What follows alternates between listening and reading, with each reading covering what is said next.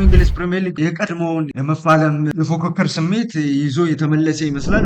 ያልተለመዱ ቡድኖችን እያስመለከተን ነው የሚገኘው። በተለይ በሰንደርላንድ የመሳሰሉ አዲስ አዳጊ ቡድኖች ቲክቶክ አካውንታችንና በዩቲዩብ አካውንታችን ቻናልን አርጂና ስፖርት የሚለውን ሰብስክራይብ በማድረግ ትኩስና ፈጣን ስፖርታዊ መረጃዎችን ከኛ እንድታገኙ ከወዲሁ እንጋብዛችኋለሁ። የዕለቱን የላይቭ ፕሮግራሞቻችንን ስርጭት በዚህ ሰዓት ጀምረናል። እስኪ የተለያዩ ዋና ዋና ሀሳቦችን ዳጊ እናንሳና በዛ ርዕሶች ላይ የተለያዩ ነገሮችን እናንሳ። ወደ ክለቦች ጉዳይ ንግባና ከአርሰናል ጋር በተያያዘ እንደዚሁ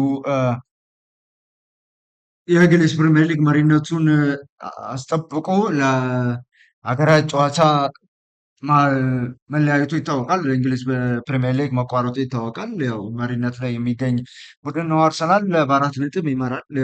ፕሪሚየር ሊጉ ከማንቸስተር ሲቲ በ4 ነጥብ ርቆ ማለት ነው። አዲስ ስፖርቲንግ ዳይሬክተር እንደዚሁ ከናፖሊ ኤሊችሪች የሚባሉ ስፖርቲንግ ዳይሬክተር የአንድሬ በርታ ምክትል ሆነው ወይም ደግሞ የመልማይነትን ስራ የሚሰሩ እንትን ናቸው። እስኪ በአጠቃላይ በአውሮፓ ሊጎች ላይ በባለፉት ምን ተከናወኑ የሚላቸው እንመልከት። አጠቃላይ በእንግሊዝ ፕሪሚየር ሊግ ስንመለከት አንዳንድ ስታቲስቲኮችን እንመልከት እስኪ። ያ ማለት እንግዲህ እንግሊዝ ፕሪሚየር ሊግን አርሰናል እየመራ ይቀጥላል። ማንቸስተር ሲቲ እንዲሁም በሁለተኛነት ደረጃ ስኳዱን እየተከተለ የሚገኝበት ነው። ኤርሊንግ ብሮት ሃላንድ በእንግሊዝ ፕሪሚየር ሊግ 14 ግቦችን በማስቆጠር የእንግሊዝ ፕሪሚየር ሊግን ከተከታዩ በግብ አግቢነት ከተከታዩ ከሚከስሩ የሚከተለው ኢጎር ቲያጎ ነው። የብሬንትፎርድ ስትራይከር ነው ኢጎር ቲያጎ በ8 ግቦች ይከተሉታል። እንዲሁም ብራይተን ቤት ዳንኤል ዊልበክ አለ። አንቶኒዮ ሶሜኖ ከቦርንማውዝ ቤት፣ ዣን ፊሊፕ ማቲታ ከክሪስታል ፓላስ፣ ብራያን ምቦሞ እንዲሁም ከማንቸስተር ዩናይትድ እና ጁኒየር ክሮፒ ከክሪስታል ፓላስ ከቦርንማውዝ፣ ኤርሊንግ ብሮት ሃላንድ በኮከብ ግብ አግቢነት የሚከተል ነው። እንዲሁም ደግሞ ኳሶችን አመቻችቶ በማቀበል ኳልድሺ ሃርቲማን ከበርን ላይ በአራት ኳሶችን አመቻችቶ በማቀበል በእንግሊዝ ፕሪሚየር ሊግ ኢንተርናሽናል ብሬክ ከመቋረጡ በፊት በአሲስትነት መሪነቱን ሲይዝ፣ መሐመድ ቅዱስ በ4 ኳሶችም እንዲሁ ይቀጥላል። ጃክ ግሪሊሽ ከኤቨርተን ቤት ይገኛል። እንዲሁም ደግሞ ክሊን ኳሶችን ስንመለከት ዴቪድ ራያ በአርሰናል ቤት አንደኛ ቦታ ሲይዝ፣ ኒክ ፖፕ እንዲሁም ከኒውካስትል ቤት፣ ሮበርቶ ሳንቼዝ ከቸልሲ ቤት እና ዲን ሄንደርሰን ከክሪስታል ፓላስ ይከተላል። አጠቃላይ እንግሊዝ ፕሪሚየር ሊግ ምን ይመስላል? እንግሊዝ ፕሪሚየር ሊግ ቀደም ብለን ስናነሳ እንደነበረው በጣም ያልተለመዱ ቡድኖችን እያስመለከተን ነው የሚገኘው። በተለይ በሰንደርላንድ የመሳሰሉ አዲስ አዳጊ ቡድኖች በጣም ፕሪሚየር ሊጉ ላይ ቴብሉ ላይ በጣም ሰርፕራይዝ የሆኑበትን ሲዝን እያሳለፉ ነው የሚገኘው። የእንግሊዝ ፕሪሚየር ሊግ እንደዚሁ የክረምቱ በጣም ግሩም ዝውውር ከሚባሉት መካከል የሚጠቀሰው ደግሞ የግራኒት ዣካ ዝውውር ተብሎ ነው እየተጠቀሰ የሚገኘው። እናም እንደዚህ ያልተለመዱ ክስተቶችን እያስመለከተን ነው የሚገኘው። ከዛ ውጪ ልክ እንደ በርነማውዝ የመሳሰሉ ቡድኖች ደግሞ በጣም ፕሪሚየር ሊግ ቴብሉ ላይም እንደዚሁ ስንመለከታቸው ነበር። ከቅርብ ጊዜ ወዲህ ወደኋላ ያፈገፈጉበትን ከማንቸስተር ሲቲም ጋር የነበራቸውን ጨዋታ እንደዚሁ በሽንፈት ያጠናቀቁበትን ጨዋታ የምናስታውስ ነው የሚሆነው። እንግሊዝ ፕሪሚየር ሊግ በአጠቃላይ ምናልባት የቀድሞውን ይሄ የመፋለም የፉክክር ስሜት ይዞ የተመለሰ ይመስላል። በተለይ በአርሰናል እና በማንቸስተር ሲቲ በኩል የነበረውን ፍልሚያ በድጋሚ ልንመለከትበት የምንችልበት አጋጣሚ አለ። በባለፈው አርሰናል 2 ነጥቦችን በመጣሉ ምናልባት ማንቸስተር ሲቲ ሊቨርፑልን 3-0 የረታበት ጨዋታ ምናልባት የእንግሊዝ ፕሪሚየር ሊግ ለዋንጫ ተፎካካሪነት በመጨረሻ ፔፕ ጋርዲዮላ ብቁ የሆነበትን የመሰለበትን አጨዋወት እያስመለከተን ነው የሚገኘው። በዚህ ውድድር ዘመን የፔፕ ጋርዲዮላ ማንቸስተር ሲቲ እንደ ቀድሞ አይነት ማንቸስተር ሲቲ እንዳልነበር እያስተዋልን ነበር። በተደጋጋሚ ጊዜ ኳስ ቁጥጥር ብልጫን ለመውሰድ የነበረው ይሄ ረሃቡ በመጀመሪያው ልክ አልነበረም። በመጀመሪያው አይነት ሁኔታ ላይ አልነበረውም። እንደዚሁ ደግሞ የሚያደርጋቸው ጨዋታዎች በጣም ፈጣን ናቸው። ዳይሬክት አይነት እግር ኳሶችን እየተጫወተ ነው የሚገኘው። ለረጅም ጊዜ ኳስን በመቆጣጠር ሳይሆን ኳስን ዲፌንድ በማድረግ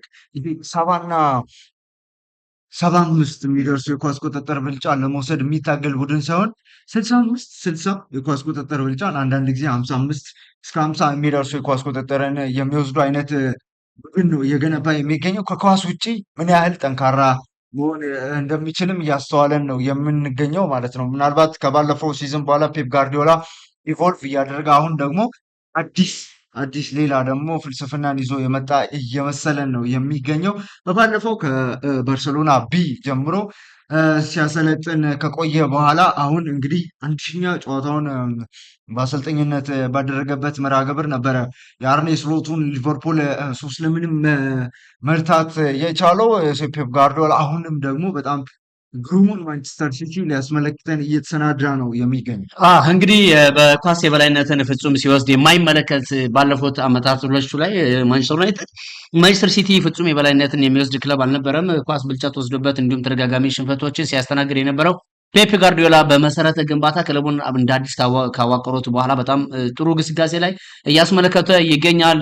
የምግብ ጠባቂው የዳናሩማን ወደ ክለቡ ከመጣ በኋላ ጥሩ እንቅስቃሴዎችን በክለቡ ውስጥ እያስመለከተ ነበር። አጠቃላይ 20 ክለቦች እንዲሁ የሊጉ ውድድርን የናፈቁት በሚመስል ሁኔታ ተፎካካሪነትን አስቀጥሏል። አዲስ አዳጊው ሰንደርላንድን ስታዲየም ኦፍ ላይት አርሰናል ጋር ያደረገው ውጤትን በአቻነት መጠናቀቁ ማንቸስተር ዩናይትድም የኋላ ወደ ድልነት ቢመለስም ነገር ግን ባለፉት 2 ሳምንታቶች ውስጥ የጣለው ነጥቦችን እንዲሁም ሊቨርፑል ተደጋጋሚ ሽንፈት ያስተናገደበት መርሃ ግብር ነበር። እስኪ በዚህ በእንግሊዝ ፕሪሚየር ሊግ በክለቦች ደረጃ የተጫዋቾች ጉዳትን እንመልከት። ከአርሰናል የመጀመሪያውን ስናነሳ ካይ ሃቨርትስ በጉልበት ጉዳቶች ዝርዝሮች ውስጥ የሚገኝ ነው። ኑኑ ማዱኬ፣ ማርቲን ኦዴጋርድ፣ ጋብሪኤል ጄሱስ፣ ገብርኤል ማርቲኔሊ፣ ቪክተር ዮኬሬስ የመሳሰሉት ወደ 8 የሚጠቀሱ የአርሰናል ተጫዋቾች ያለፉት ግልጋሎትን መስጠት አልቻሉም።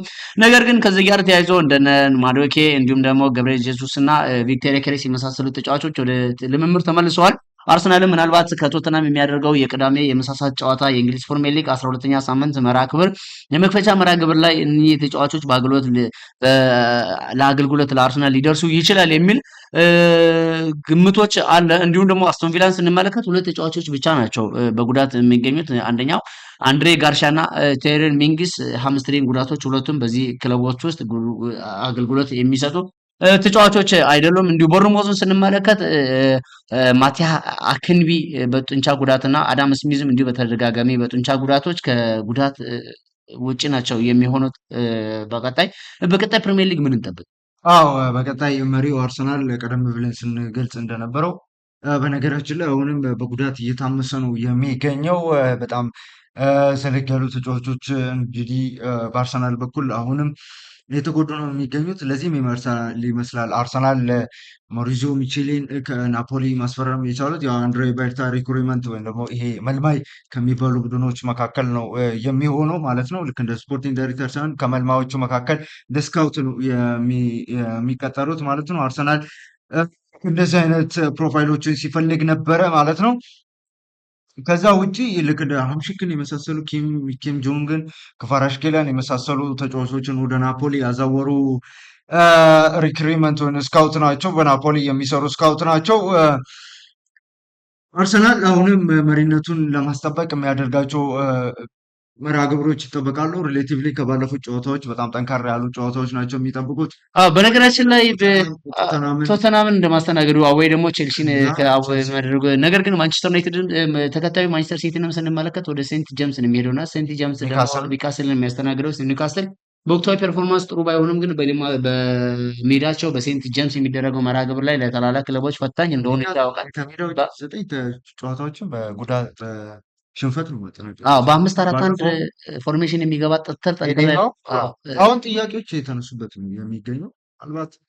ምናልባት ይሄም ከአርሰናል ከባድ ጨዋታ ይልቅ ጎን ለጎን የማንቸስተር ሲቲም ከባድ ጨዋታ ምናልባት የውጤቶች የደረጃ ለውጦች ሊኖርበት ወይም ደግሞ አርሰናል መሪነቱን ሊያስጠብቅ የሚችልበት ሰፊ ድሎች ሊኖሩ ይችላል። ቶተናም ቀላል ተቀዳሚ አይሆንም። ቶማስ ፍራንክ በብሬንትፎርድ ስናቀው በጣም ጠጠርና በመከላከል ረገድ አወይ ላይ አስቸጋሪ ክለብ እንደሚሰራ ይታወቃልና ምናልባት በቶተናም ቤት ያንን ሊያስመለክተን ይችላል። አርሰናል ከባድ ጨዋታ ሊገጥሙት ይችላል። ነገር ግን የማዱኬ ወደ ትሬኒንግ መመለሱ እንዲሁም ደግሞ ገብርኤል ሱስም ቪክተር ዮኬሬስም መመለሱ ምናልባት ለጥሩ ነው የሚሆነው። እንዲሁ ደግሞ ከፉላም ቤት ሙኔዝ የጅማት ቀዶ ጥገና ሊደረግለትም ነው። ከዛ ጋርም ተያይዞ ምናልባት በቀጣይ የእንግሊዝ ፕሪሚየር ሊግ ለውጦች ሊኖሩ የሚችልበት ይሆናል። ደግ የዛሬ ፕሮግራማችን ምናልባት የእንግሊዝ ፕሪሚየር ሊግን እንደዚሁ ደግሞ የኖቨምበር ኢንተርናሽናል ብሬክን የዳሰስንበት ረጅም ቆይታን ያደረግንበት ቅዳሜ ከሰዓት ፕሮግራማችን በዚህ መልኩ ይጠናቀቃል። ከኛ ጋር አብራችሁ በመሆን ስለተከታተላችሁን ከልብ እናመሰግናለን።